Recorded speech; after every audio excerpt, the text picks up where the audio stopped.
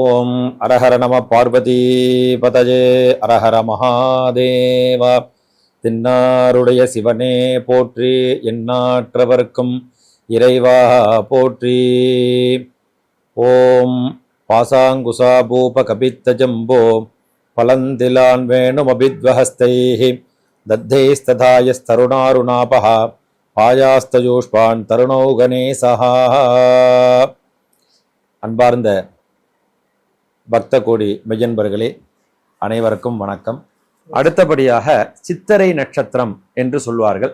இந்த சித்திரை நட்சத்திரம் அப்படிங்கிறது ஒரு தனி சிறப்பு. என்ன அப்படின்னாக்க, சித்ரா பௌர்ணமி அப்படின்னு சித்திரை மாசத்துல எல்லாரும் கொண்டாடுவாங்க. இந்த சித்ரா பௌர்ணமி அப்படிங்கிறத கொண்டாடுவாங்க. இந்த சித்ரா பௌர்ணமிலையும் நிறைய ஆலயங்கள்ல வந்து பார்த்தீங்கன்னாக்க சித்ரா பௌர்ணமி உற்சவம் அப்படின்னு நடக்கும். அது கொடியேற்றிய பிரம்மோற்சவம் நடக்கும்.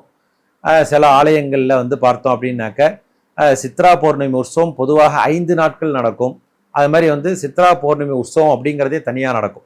இந்த சித்திரை மாதம் பௌர்ணமி திதி, அந்த சித்திரை நட்சத்திரம், இது மூணும் சேரக்கூடியதான் சித்ரா பௌர்ணமி அப்படின்னு சொல்லக்கூடியது. அந்த சித்ரா பௌர்ணமியில் அந்த ஒரு சித்திரை மாசத்தில் பொதுவாக சித்திரை இந்த மாசத்துல வந்து முதல் மாதம் சித்திரை மாதம் தான் வரும்.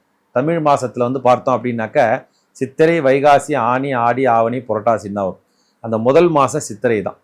இந்த சித்திரை நட்சத்திரத்தில் பிறந்தவங்க எல்லாமே வந்து ஒரு ஃபர்ஸ்டாக இருக்கணும் அப்படின்னு தான் நினைப்பாங்க. இந்த சித்திரை நட்சத்திரத்தில் வந்து 2 ராசி உண்டு அவர்களுக்கு. கன்னி ராசியும் வரும், இல்லை துலா ராசி வரும். 2 ராசிகள் அவர்களுக்கு வரும். முதல் பாதம் 2ஆம் பாதம்னு கணக்கு இருக்குது. அவங்க பிறக்கிற டயத்தை வைத்து அந்த ராசிகள் நமக்கு அமையும்.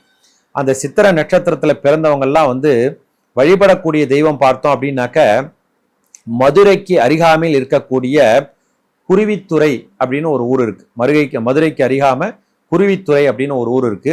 அங்க வந்து பார்த்தோம் அப்படின்னாக்க சித்திரரத வல்லப பெருமாள் அப்படின்னு ஒரு பெருமாள் இருக்கின்றார். இந்த பெருமாளை வணங்க வேண்டும். சித்திரை நட்சத்திரத்தில் பிறந்தவர்கள் வணங்கக்கூடிய தெய்வம் மதுரை மாவட்டம், மதுரைக்கு அருகாமையில் குருவித்துறை அப்படின்னு ஒரு ஊர் இருக்கின்றது. அந்த குருவித்துறையில் சித்திரரத வல்லப பெருமாள் அப்படிங்கிற பெருமாளை வணங்கி வாழ்வாங்கு வாழ இறைவனை பிரார்த்திக்கிறோம்.